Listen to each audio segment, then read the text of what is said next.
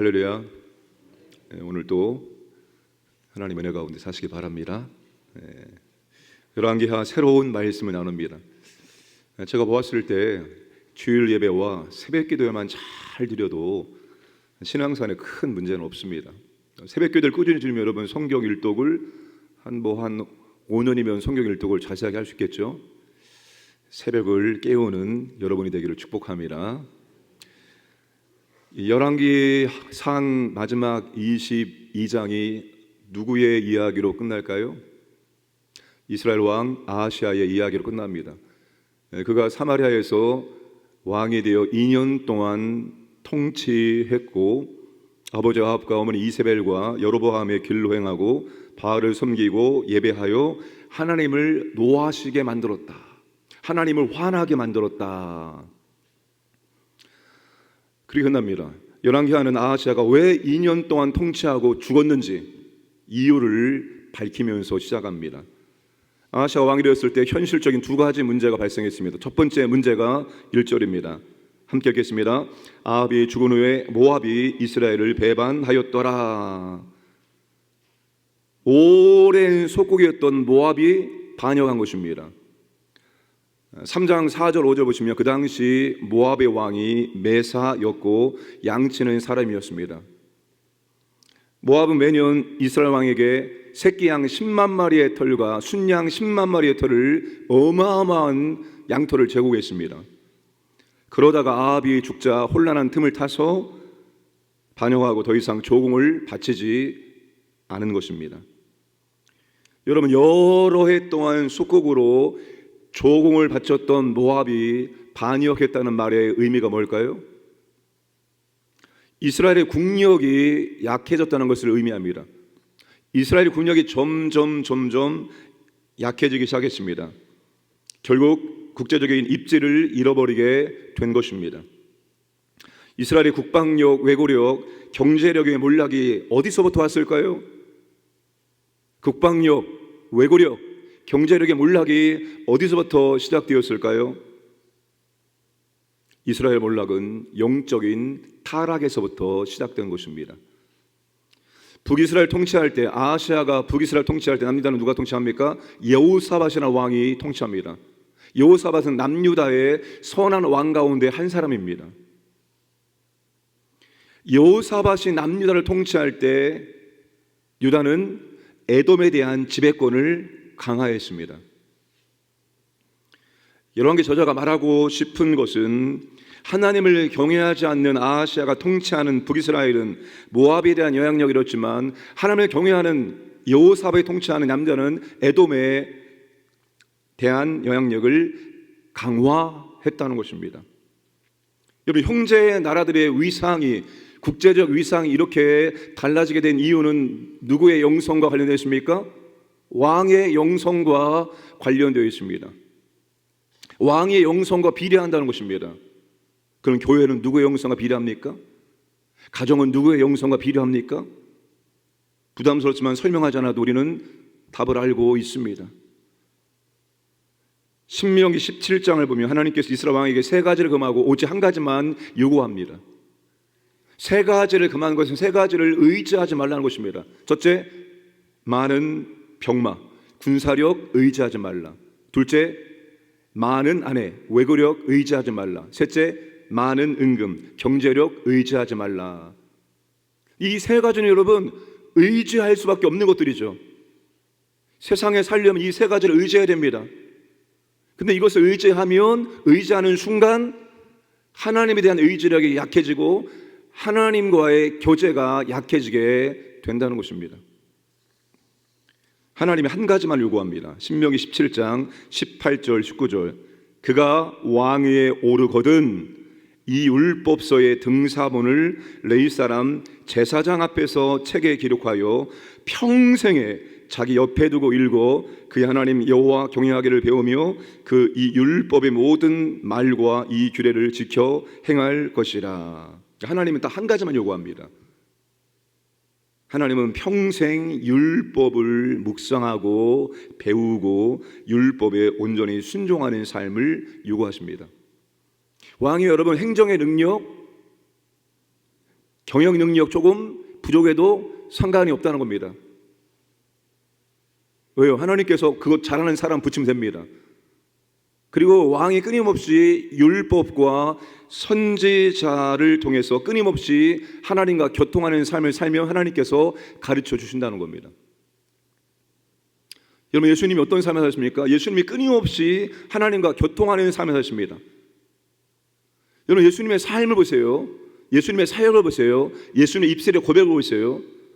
예수님이 여러분 자기 마음대로 말하고 사역하고 일하는 것이 아닙니다.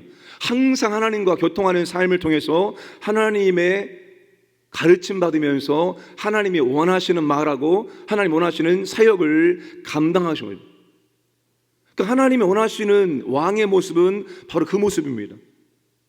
다른 거 부족해도 상관없다는 겁니다. 율법을 평생 옆에 두고 율법을 통해서 하나님과 교제하고 하나님을 배우고 그리고 하나님 말씀을 전하는 선지자와 교통하면서 그렇게 살면 하나님께서 다른 거 다 책임져 주시겠다는 것입니다. 왕으로서의 사명을 넉넉히 감당할 수 있도록 역사해 주시겠다는 것입니다. 여러분, 말씀에 대한 믿음과 순종이 있으면 된다는 것입니다. 여러분, 여호수아가 두려워 떨 때 여호수아가 여러분 얼마나 두려웠을까요? 여러분이 여호수아가 되었다면 여호수아의 심정을 10분 이해할 것입니다. 여호수아가 그렇게 무섭고 두렵고 잘 감당할 수 있을까 막 이런 염려 가운데 있을 때 하나님께서 그에게 뭘 하라고 했습니까? 평생 율법 묵상하고 좌우로 안 가면 된다. 하나님이 주신 방법은 율법이었습니다. 말씀이었습니다. 평생 말씀을 묵상하면 된다. 여호수아 23장, 24장 하시면 여호수아가 마지막 고백을 소개합니다. 그때 그 말합니다. 하나님께서 했던 그 말, 내가 평생 이 율법을 붙들고 좌우로 움직이지 않았다. 하나님 왕에게 한 가지만 요구합니다. 말씀에 대한 믿음과 순종입니다. 근데 이건 왕에게만 요구하는 것이 아니라 주의 백성들에게, 하나님 백성들에게 하나님이 요구하는 한 가지입니다. 여러분, 하나님이 오늘도 우리에게 한 가지만 요구하는 거예요. 너 이것도 준비하고 저것도 준비하고 이것도 해야 된다. 하나님은 그렇게 말씀하지 않습니다. 네 평생에 내가 한 이 말을 옆에 두고 읽고 묵상하고 배우고 그러면 자동적으로 하나님이 누구인지를 배우게 될 것이고 그리고 이 하나님이 누구인지를 알면 믿음이 생길 것이고 믿음이 있으면 말씀에 순종할 것이고 그러면 된다는 것입니다. 이건 왕에게만 적용되는 말씀이 아니라 모든 하나님의 자녀들에게도 동일하게 적용되는 말씀입니다. 사랑하는 여러분, 말씀을 사랑하시기 바랍니다. 제가 어제 말씀드린 박이천 목사님처럼 성경에 대한 불타는 사랑이 있어야 됩니다. 그게 곧 하나님의 사랑이기 때문입니다. 그분이 말씀하신 거 아닙니까? 내가 사랑하는 하나님께서 내게 주신 말씀, 과거의 연회편지 읽고 또 읽고 또 읽고 모아두고 하나님 말씀을 연회편지 다루듯이 사랑하고 정말 말씀이 닳아 없어질 때까지 말씀을 또 읽고 늘 말씀 묵상하시고 그리고 하나님을 배우시기를 주님의 이름으로 축복합니다. 두 번째 아하시아의 현실적인 문제는 2절입니다. 아하시아가 사마리아에 있는 그의 다락 난갈에서 떨어져 병들매 사자를 보내며 그들에게 이르되 가서 에그론의 신 바알세불에게 이 병이 낫겠나 물어보라 하니라. 아하시아가 다락 난간에서 떨어지는 사고가 발생했습니다. 사고는 아차하는 순간 발생할 수 있다고 말하죠. 아마 아하시아도 아차하는 순간 다락에서 떨어지는 사고가 발생했을 것입니다. 그 사고로 아주 심각한 상처를 입게 된 것입니다. 우연히 일어난 사고가 아니라는 것을 우리는 직감할 수 있습니다. 아합도 우연히 쏜 화살에 죽었지만 그것은 우연히 일어난 일이 아니었기 때문입니다. 자, 아하시아가 죽을 수 있다는 위기와 두려움이 막 몰려오자 어떻게 할까요? 사절단을 블레셋 에그론의 신 바알세불에게 보내서 자기 병이 나을 수 있는지 물어보게 합니다. 여호와의 사자가 엘리야 선지자에게 아하시아에게 전할 메시지를 줍니다. 3절과 4절 말씀을 함께 읽겠습니다. 여호와의 사자가 디셉 사람 엘리야에게 이르되 너는 일어나 올라가서 사마리아 왕의 사자를 만나 그에게 이르기를 이스라엘의 하나님이 없어서 너희가 에그론의 신 바알세불에게 물으러 가느냐. 그러므로 여호와의 말씀이 내게 올라간 침상에서 내려오지 못할지라 내가 반드시 죽으리라 하셨다 하라. 엘리야가 이에 가니라. 두 가지 책망의 내용을 전달하라 말씀하십니다. 하나님을 찾지 않는 것에 대한 책망과 그리고 정령 너는 죽게 될 것이다. 이스라엘의 하나님이 없어서 에그론까지 가느냐. 이스라엘의 하나님 없어서 에그론까지 가서 그것을 물어보느냐. 여러분 이 말씀 굉장히 중요한 말씀입니다. 예수 믿는 사람들이 그렇게 점집을 많이 간다고 합니다. 그분들이 믿음이 있는 분들인지 구원을 받은 분들인지 모르겠습니다. 여러분 우리나라가 여러분 술과 점집에 쓰는 돈이 어마어마합니다. 그런데 점집에 가서 물어본다는 거예요. 점집에 가서 불안하니까 두려우니까 이 사업이 잘 될지 안 될지 어떻게 해야 될지. 이스라엘 하나님 없어서 에그론까지 가서 물어보느냐? 여러분 이스라엘은 어떤 신과 비교할 수 없는 위대한 하나님이 계십니다. 온 세상이 다 알고 있는 사실을 누구만 모르고 있습니까? 아하시아 모릅니다. 심지어 여러분 사절단의 신하들도 아하시아보다 믿음이 좋습니다. 왜? 엘리야의 말을 듣고 그들이 가던 길을 멈추고 다시 사마리아로 돌아갔기 때문입니다. 근데 이 아하시아는 자신의 사절단의 신하들보다도 믿음이 없는 사람이었습니다. 여러분 하나님께 물어보시면서 살고 계십니까? 제가 이번 주일 칼럼을 뭘 썼습니까? 주일 설교에서 답을 들을 수 있습니다 라고 썼습니다. 여러분 하나님께 물어보셔야 됩니다. 하나님께 물으셔야 돼요. 시시콜콜한 것도 물으세요. 하나님 우리가 물어오기를 원하십니다. 단순히 하나님께 물어보면 대답해 주기 원하셔서 하는 것이 아니라 하나님 우리와 사랑의 교제를 하고 싶어서 우리에게 기도하기를 원하시고 우리에게 묻기를 원하시는 것이지만 우리가 여러분 물으면서 모든 것을 감당해야 됩니다. 근데 우리가 실상을 잘 묻지 않습니다. 이것쯤이야 내가 결정하고 나가면 되겠지.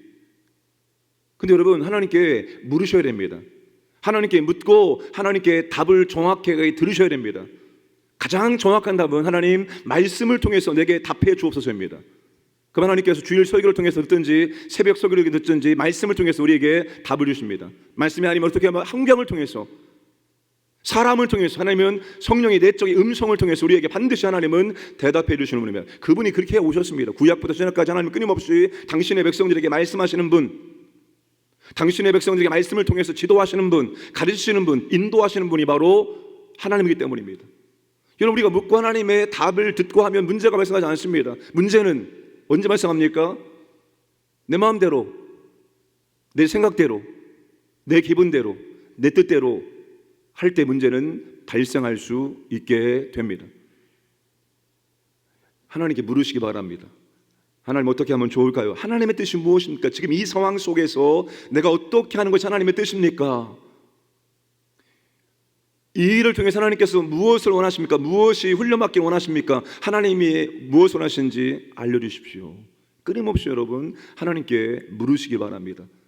하나님께 물으시면 하나님께서 우리에게 답해 주신다라고 약속을 하셨기 때문입니다. 하나님께 묻고 하나님께 답을 듣고 그러면 문제는 없습니다. 문제가 있을지라도 그 문제는 문제가 되지 않습니다. 근데 아하시아는 그것을 하지 못합니다. 사랑하는 여러분, 하나님을 사랑하시고 그 하나님의 사랑이 하나님의 말씀에 대한 사랑으로 나타나기를 원하고 하나님을 사랑하기 때문에 나의 최고의 조언자 그리고 여러분 최종 결정권자가 하나님입니다. 우리가 다른 사람들의 자문을 구하고 조언을 들을 수 있습니다. 들으세요. 모든 사람의 그 분야의 전문가의 소견을 다 들으시고 다 받으십시오. 그러나 그분들이 최종 결정권자가 아닙니다. 우리의 최종 결정권자는 하나님이십니다. 그분이 말씀하시면 그것이 최종 결정입니다. 사람이 아무리, 권위자가 아무리 결정해도 그것은 최종 결정권이 될 수 없다는 사실을 기억하시고 하나님께 물으시고 하나님께 답을 들으시고 그대로 순종하시면 되는 줄로 믿으시기를 바랍니다.